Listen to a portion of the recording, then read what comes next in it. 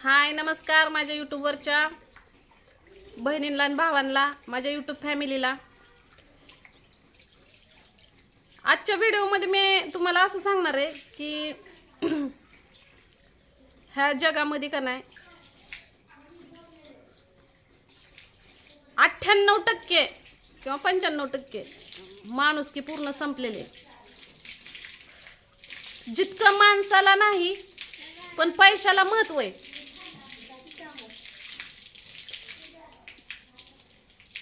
माणसाला अजिबात किंमत नाही पण पैशाला इतकी किंमत आहे का नाही की माणूस पैशासाठी कोणत्या पण थराला जातो। माणूस मेला त्याचं सुख दुःख नाही,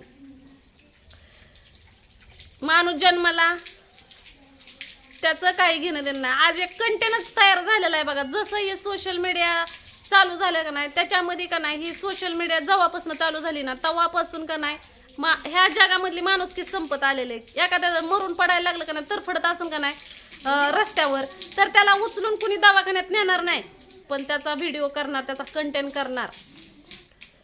प्रत्येकाच्या हातात लगे पटापट मोबाईल येणार की व्हिडिओ करणार, गाण्याची चॉईस करणार। अजून दर्द भरे कसलं ग एकदम सॅड गाणं, एकदम दुःखाचं गाणं पण त्याची मदत करणार नाही। एखाद्या जीव वाचल्यावर मदत केल्यावर जीव वाचल्यावर मग म्हणजे मदत नाही करायची पण व्हिडिओ करून लगेच एखादं चांगलं गाणं निवडून त्याला लगेच जोडणार की लगेच सोशल मीडियावर। आजकाल एक कंटेनच झालेला आहे व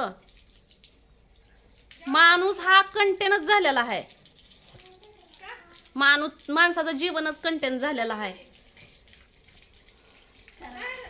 तर काय जणांना माझ्या व्हिडिओच्या आताच्या व्हिडिओचा राग येईन बऱ्याच जणांना की मला म्हणतात की तुला काय करायचंय कारण तुझं पण जीवन एक कंटेनच झालेलं आहे। माझं पण जीवन कंटेनच झालेलं आहे पण जिथं चुकतं ना, जिथं मला वाईट वाटतं ना, मी म्हणत नाही की मी चुकत नाही। चूक ही प्रत्येकाकडून होती। माणूस असू, जनावर असू, काय बी असू द्या त्याच्याकडून चूक होतीच। चूक ही प्रत्येक जण, असं कोणच नाही की बाबा त्याच्याकडून चूक झालेली नाही। चूक ही देवाकडून सुद्धा कधी कधी घडत असेल। चूक हा प्रत्येक माणूस, प्रत्येक सजीव करत असेल। चूक ही सगळ्यांकडूनच होत असते पण कधी कधी मला काय वाटतं माहितीये का, दुःख असतं का ना, दुःख हे दुःख कमीत कमी 4 दिवस तर पाळावं। आजकाल कुणी मेलं ना तर त्याचं दुःख कुणाला होत नाही। साधं पोटच्या लेकराला सुद्धा त्याचं सुख दुःख नाही, पोटच्या लेकराला सुद्धा सुख दुःख नाही। जन्म देणारा जरी मेला ना तर त्याचा एक कंटेनच तयार झालेला आहे। मला आई नाही तर मला असं वाटतं की ज्यांना आई आहे का नाही त्यांना त्या आईचं महत्व कळावं। ज्याला बाप नाही ना, मला बाप पण नाही, ज्याला बाप आहे ना त्याला त्याचं महत्व मिली की मग मरू दे की, पण ती आम्ही नासमज होतो, आम्हाला कळत नव्हतं। माझी बहीण सोनी 8 दिवस आजारी होती की तिच्या पोटात पाणी सुद्धा नव्हतं, सलाईनच्या बाटल्यांवर होते तर माझ्या कसलाही हातात मोबाईल नव्हता। जेव्हा पूर्ण जरा तिला बरं वाटायला लागलं तेव्हा मी मोबाईल हातात घेतला।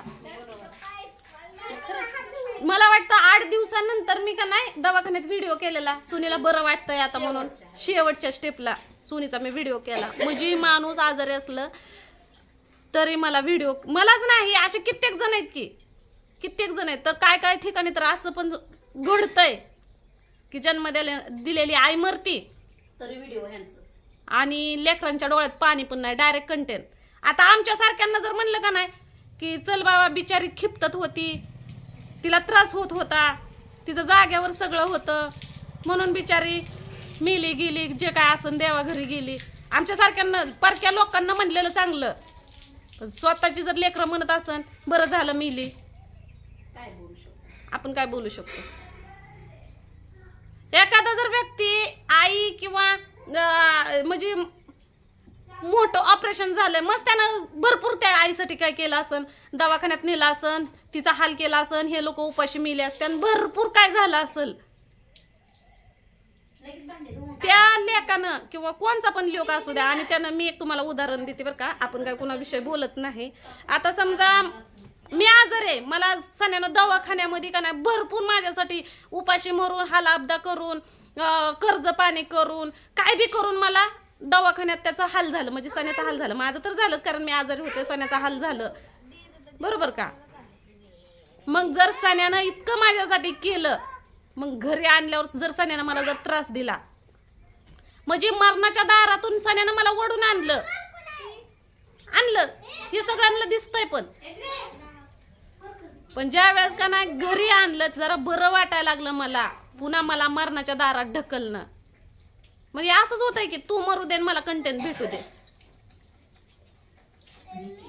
जर जन्म दिलेले जर म्हणत सण्या कावी छोकुली जर मला म्हणायला लागली की मरू दे, बरं झालं आमच्या मिली, नाही तर तिचं कुणी गुघाण काढली असती, ती खिपतत असली असती, तिला त्रास झाला असता, हे चुकीचं आहे.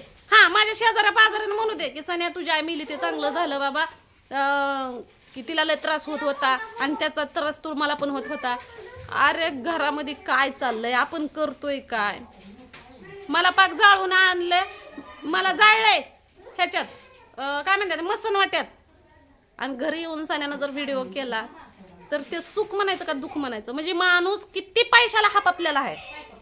कमीत कमी 4 दिवस तरी ह्यांना दुःख, म्हणजे आजकाल जन्म दिलेल्या आईबापाचं सुद्धा कुणाला दुःख नाही. आमच्या सारखी जे परकी असतात ना, म्हणजे मला काय म्हणायचंय, घरातल्यापेक्षा बाहेरची परकी माणसं दुःख वाटून घेतात. पण आजकाल ह्या पैशाच्या पुढं का नाही, पोटचं सुद्धा का नाही कुणी कुणाला विचारत नाही. आता काय जण म्हणतात की तू ह्या विषयावर बोलती, ह्यांच्यासाठी बोलती. मी तू कुणासाठी बोलत नाही. ज्या दिवशी ती सोशल मीडियावर आली ना, तर ती अख्ख्या सोशल मीडियावरची आई होती. सोशल मीडियावर नव्हती तेव्हा मी तिला ओळखत नव्हते, पण आई ही सगळ्यांची असते, अख्ख्या जगाची आई असती. आई आणि लेक माती ती फक्त एकाची नसती, सगळ्यांची असती, प्रत्येकाची असती. आई ही आईच असते. जेव्हापासून ती सोशल मीडियावर आली ना, तेव्हापासून ती आई झाली, ती सगळ्यांचीच आई झाली. कुणी तिला नाव ठेवलं असन काय असन, अरे पोटच्याला दुःख नाही, पोटच्याला अजिबातच दुःख नाही, त्यांच्या डोळ्यात पाणी नाही. आपल्यासारख्यांना काय करायचं.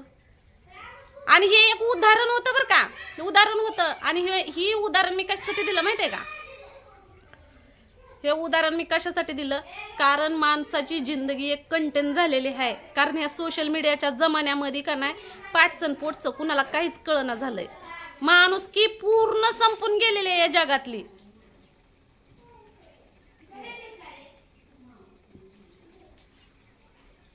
काय उपयोगाचं नाही बाबा, काय अजिबात काय उपयोगाचं नाही. अक्षरशः मी 1-2 दिवसापूर्वी, म्हणजे मला अक्षरशः का नाही, मला काय समजना झालंय. असल्या जगात काय म्हणतात ती, मरू दे, हे माणूस निर्मिती एक दिवस संपणारच आहे ह्या सोशल मीडियाच्या नादात. सोशल मीडियाच्या नाही, त्या पैशाच्या नादात. जय भीम. आली काय जत्रा, का व नाही आली जत्रा, मग कसं काय फिरायला आलता काय. बर तर चला, इथं व्हिडिओ संपला तर बाय.